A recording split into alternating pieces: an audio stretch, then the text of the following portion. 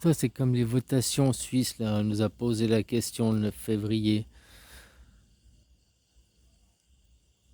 La question, c'était voulez-vous, pour les ressources, on ne sait pas ce qu'on va faire. Voulez-vous ouvrir une commission, mais dans 10 ans, on veut des résultats. Alors, bien sûr que non, quoi. Vu, vu qu'on ne sait pas sur quoi. Par contre, l'idée, elle est bonne.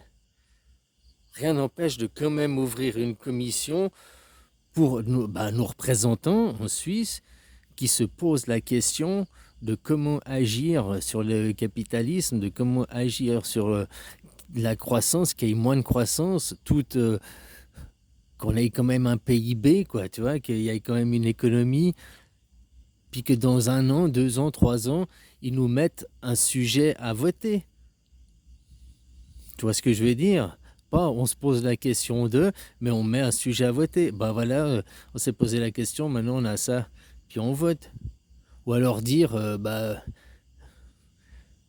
sais pas, disons que par exemple, il y a 10 sujets qu'il faudrait attaquer, il faut attaquer sur 10 plans différents, mais on ne peut pas attaquer sur 10 plans différents en même temps.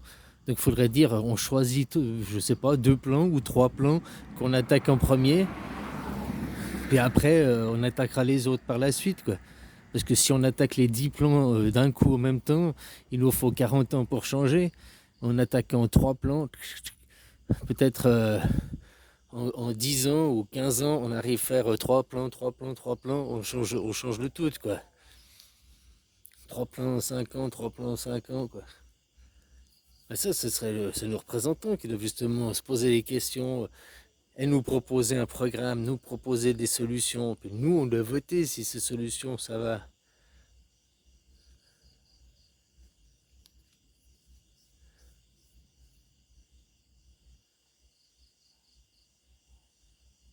Comme je te dis, ils nous font chier pour la voiture, mais parce qu'ils se gagnent du fric là derrière. C'est une fausse écologique.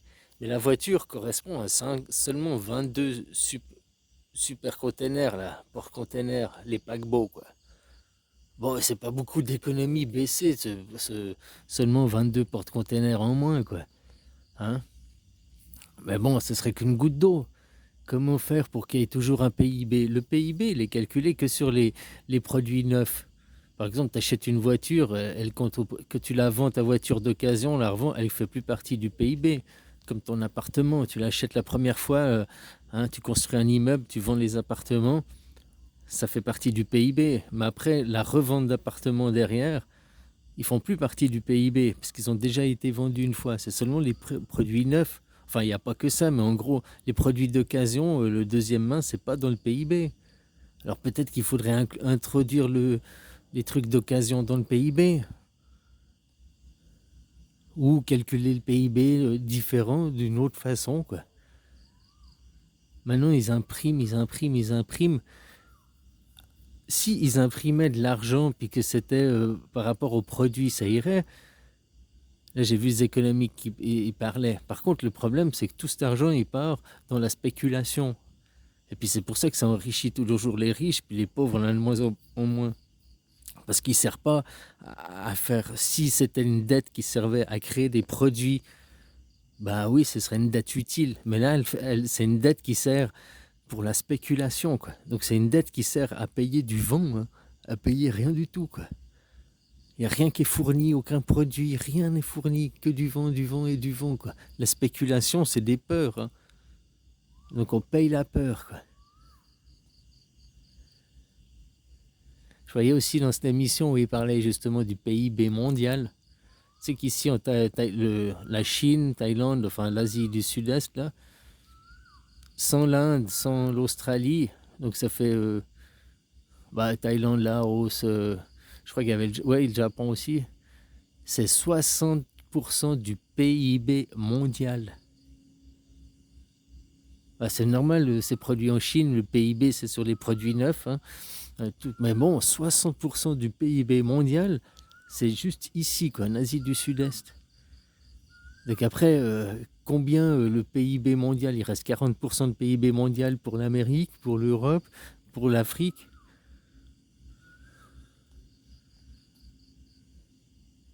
Pour l'Inde aussi, l'Australie. Donc il reste, je veux dire, voilà quoi. Quand on dit l'Amérique, c'est la grande puissance, l'Amérique domine, bah non, quand on voit là justement où est le PIB, où est produit les nouvelles matières, où est produit les nouvelles richesses et tout, ben, tout vient de l'Asie quoi.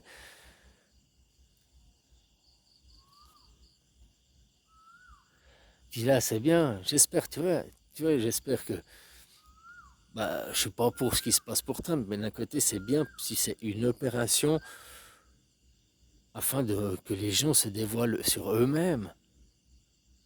Hein, parce qu'on voit de nouveau la même chose du nazisme de 1933, on voit les mêmes procédés aujourd'hui, quoi. Sauf qu'au lieu du mot juif, c'est le mot immigré, quoi.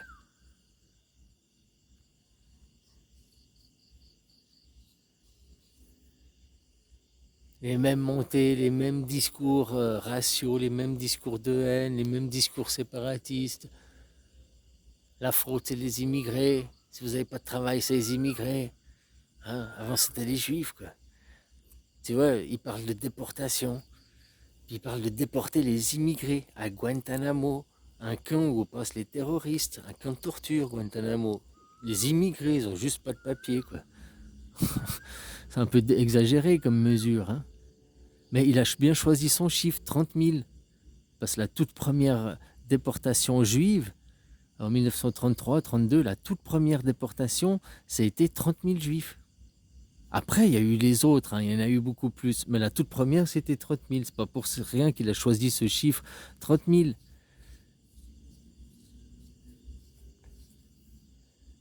Pour aussi faire prendre conscience aux gens du peuple, quoi. Qui sont les vrais travailleurs, les vraies forces, de suivre des... Oh, on va avoir un leader, un Trumpinou qui va vous nous sauver, quoi. Ces gens, en plus, souvent, ils sont très catholiques, très pieux, puritains. Ah, en Amérique, très, très puritains, quoi. Puis tu les entends, les... Oh, maintenant, il faut déporter les Palestiniens. Oh, vive les étrangers dehors. Mais tu fais pas église, tu crois pas en Jésus. Oui, oui, oui, mais... Bah alors, des incohérences, quoi, des gens. Puis tu vois, tous ceux qui avaient l'argent, qui ont voté Trump, qui ont été derrière Trump pour le soutenir, puis maintenant ils voient qu'il retourne sa veste, puis... Mais c'est trop tard, il est président. Juste pour leur ego, quoi. Donc si c'est une expérience sociale pour montrer... Puis comme ça, peut-être que la Deuxième Guerre mondiale n'était que la même chose, hein, une expérience sociale. Alors, il y a eu quelques conflits. Aujourd'hui, on pourrait dire pour le futur, imagine-toi, dans 100 ans, on pourrait dire, ouais, il y a eu la Deuxième Guerre mondiale, le même discours, puis montrer les photos, on montre les photos de Gaza, des photos d'Ukraine, et puis on dit, c'était une guerre mondiale, il y avait ici, il y avait... Ouais, c'est pas faux de le dire, quoi. Mais c'était moins pire que ce que les livres nous le racontent. Peut-être que la Deuxième Guerre mondiale, elle était comme ça. Elle était moins pire que ce qu'on nous raconte aussi. Parce que nous, on est nés, en tout cas pour ma part, en 77, hein, 30 ans après. J'ai entendu que des discours, que des blablabli, blablabla. Déjà une génération après, qui a été formée, les boomers. Là.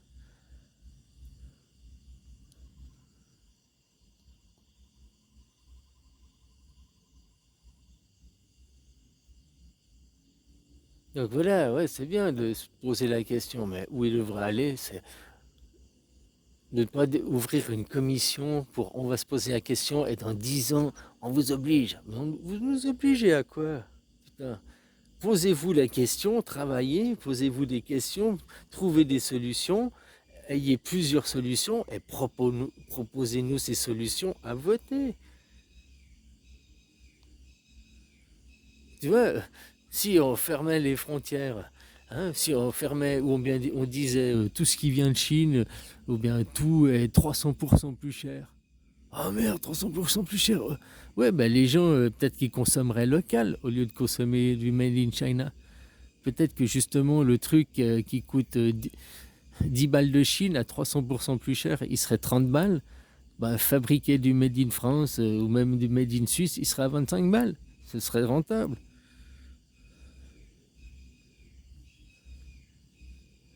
Parce que là, l'IA, hein, tu vois, avec toutes ces... Je voyais aussi une autre émission, il parlait du nouveau style, la féodalité, on est au-delà du capitalisme, parce que, bon, bref, en gros, Uber, il disait pourquoi en France, j'avais déjà dit ça une fois aussi, pourquoi en France c'est Uber qui s'est installé et vous n'avez pas interdit Uber pour créer votre propre Uber, le Uber français?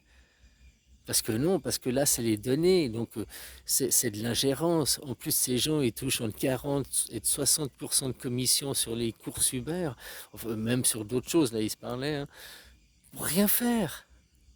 Et en plus, absorber tes données, tes datas, pour t'étudier, quoi.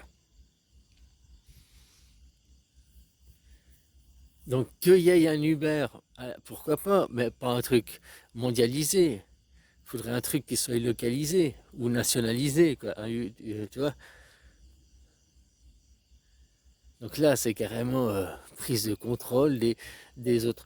On gueulait au Corona, McKinsey, l'ingérence. Mais regarde, Trumpinou, l'ingérence de Elon Musk, l'ingérence des Hollandais. Ah non, il est Afrique du Sud. T'as vu maintenant l'Afrique du Sud, côté un africaneur, donc un blanc africain d'Afrique du Sud, hein, qui a commis l'apartheid, qui est un descendant de ceux qui commettaient l'apartheid, aujourd'hui, tu as le droit à l'asile politique. C'est aux États-Unis, quoi.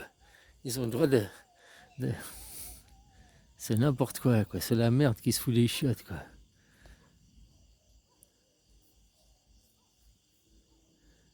Trump, t'as vu son teint, il est jaune, quoi. Je te dis, c'est Bart Simpson, quoi. Il a un truc, insérer la monnaie, puis hein, c'est un président que t'achètes, quoi. Hein. Elon Musk, il s'est acheté la présidence, quoi, voilà, quoi, pour faire figure, quoi.